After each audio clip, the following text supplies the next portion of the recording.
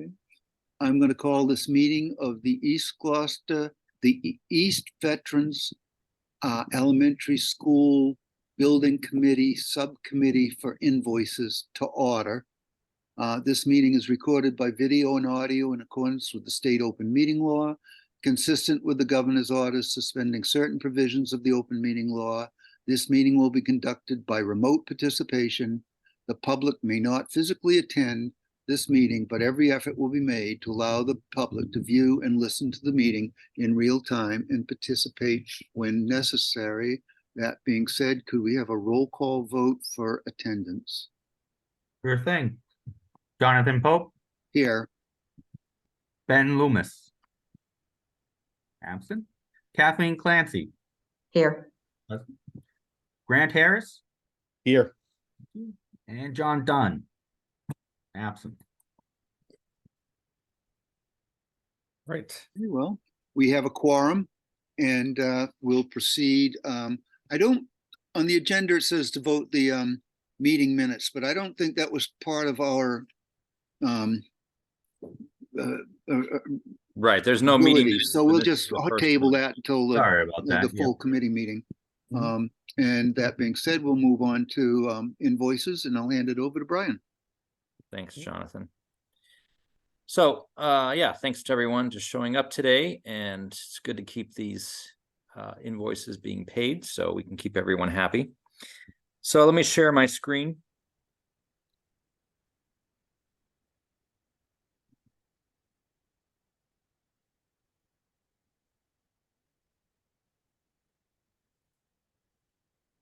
Okay. Can you see my screen? Yep. Great.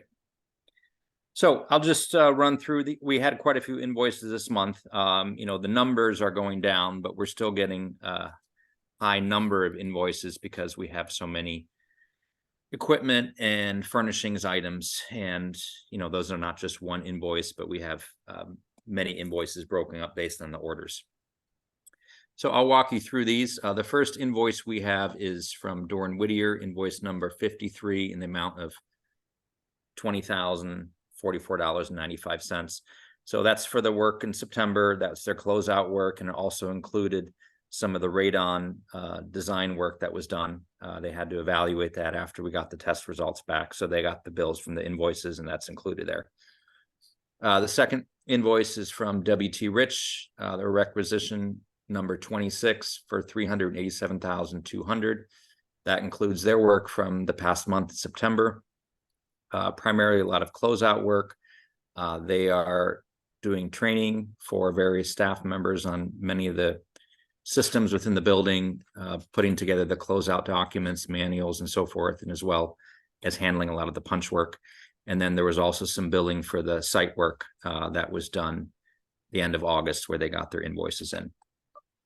The next one is for Hertz Furniture, invoice number 693876-2 for $104.72. These were for some sensory floor tiles that were ordered for the classroom, little squishy things that the kids can play with. We have an invoice from Home Depot to, I think that's 757-05-4838, $28,925.50. These were for some larger floor cleaning machines. Next invoice for Home Depot, 757-521-752, $4,191. This also included a cleaning extractor, so it's another large piece of equipment and some smaller supplies. Then we have some school specialty invoices. There are 4 of them. I won't read each of these invoice numbers. They're pretty long. But the first one is for $6,739.20. That was for a variety of supplies for the art rooms. The next one is for $2,817.85 for primarily for storage trays. There's one for $21.82 for a bead sorter. And then the last one for $7,583.81 for some storage containers and book bins. And then some of these invoices did have some smaller pieces, but those are, that was the bulk of what it was for. We have an invoice from SHI that was $2,206.48. These are for environmental monitors that attach to the networks. So the network system knows the different temperatures that are going on around that equipment. We have the project management invoice for $60,000 for the month of September. We have a UTS invoice for $600. That was for the asphalt testing. That was the last piece that we put behind the building. And then we have 3 invoices from WB Mason. The first one is for $5,513.50. That was primarily for electric sharpeners and a variety of office supplies. The second one for $4,800. That was retainage. So we had withheld some money for some of the black office chairs because of some damage, and that has been fixed. So that retainage was being released. And the last one for $56.19 was for an electric hole punch. So altogether, 15 invoices. Each of these invoices have been reviewed by the OPM, and many of them were also reviewed by either the technology consultant, the furniture consultant, or in some cases by the IT department, because they were the ones that were receiving the materials. So the total for those 15 invoices is $530,805.02. So we're requesting approval for those 15 invoices so that they can get processed by the city and paid. Okay. Are there any questions? Yeah, Jonathan, and just a quick question, Brian. So we've been getting a couple of calls from WB Mason, about these. As you can see on the dates, some of these invoices go back to June. I understand exactly why, particularly in terms of the retainage. But again, we just kind of need to know a little bit. They're used to sending stuff to the city and being paid in 45 days. So when things edge out, they're not looking at what the material is, where it's going. All they know is that it's going to the city of Gloucester. We generally get paid in 30 to 45 days. These things are now 90 days plus. So is there any way that we can kind of move these along faster? I don't want to. Not really. It's going to take longer. Pardon me? Yeah, I mean, not really. It's going to take longer. One of the things is that the invoices are only approved once a month. Yep. At the school building committee meeting. And then, it varies, I guess, with the city, how long it takes to actually get paid after that. But I think it's usually about 2 weeks. So that's a minimum time frame of 6 weeks. Beyond that, depending on when the invoice comes in, it comes into the city, then it has to get channeled to the party that is receiving the material. They review it, approve it, and in some cases they don't approve it because there's some discrepancy with the items that were being delivered. Maybe there was an invoice that was sent, but not all of the items showed up. And, so it's not just an invoice that's coming in, okay, we're paying it. We're having to check on the quantities and verify them. And sometimes they haven't been fitting. So, we're doing our best to get these paid as quickly as possible. But unfortunately, sometimes it does take a little bit longer. No, I understand completely. I just wanted to ask the question.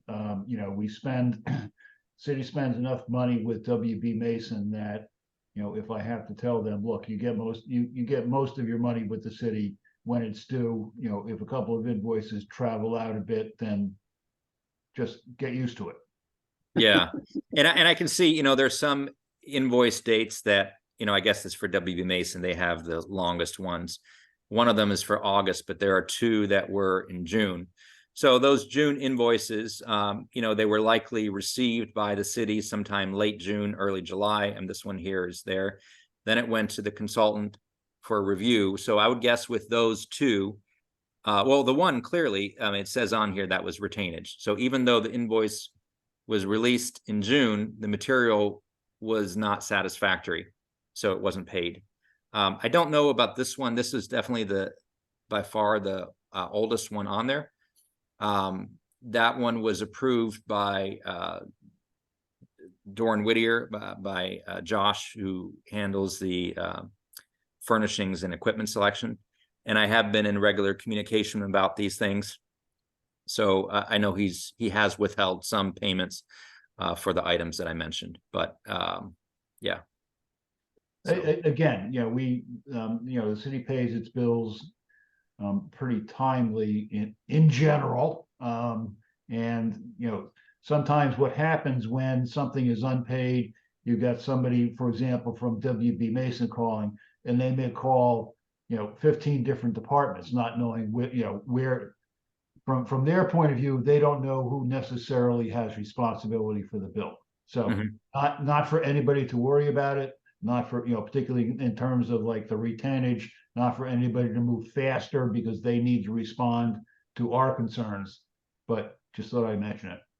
yeah, no, I appreciate giving a heads up. And if there's any concern, about a particular vendor that they're really dissatisfied, they're wondering why, we're happy to field those calls and get them an answer and satisfy. I think there was another incident that came up like this, a number of months ago, and we were able to help out to kind of close the gap on that one item and move it forward. So we're happy to help out.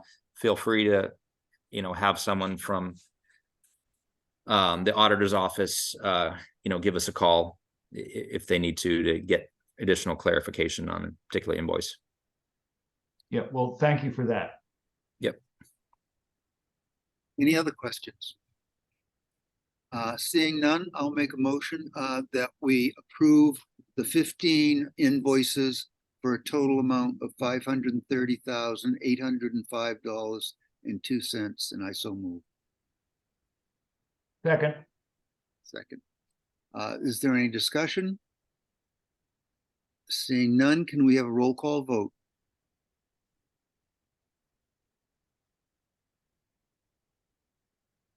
John, you're muted. Sorry about that. Jonathan Pope, Yes. Ben Loomis, Yes.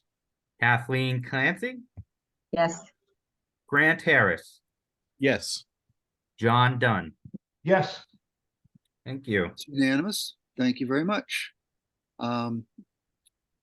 Is there any other business that we need to be aware of before we adjourn? Nope, not for the invoices. Apparently not. In that case, I'll make a motion that we adjourn. Second. Okay. John, can we have a roll call vote? Jonathan Pope, Yes.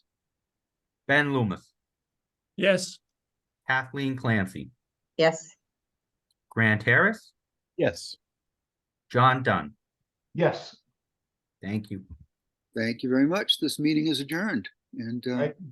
Good one. Have a good great evening. weekend. Thanks.